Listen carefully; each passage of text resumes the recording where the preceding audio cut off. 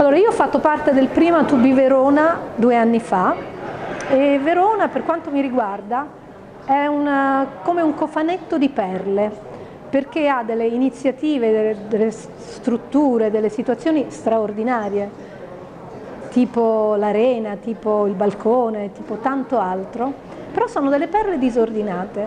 E quello che stiamo cercando di fare con il To Be Verona, e io sono molto contenta di essere parte del To Be Verona, è di trovare il modo di infilare queste perle e farne una bella collana, perché Verona assolutamente è una bella collana, bisogna solamente trovare la narrativa che è assolutamente generare l'innovazione, ma generare l'innovazione a livello multidisciplinare, a livello multigenerazionale.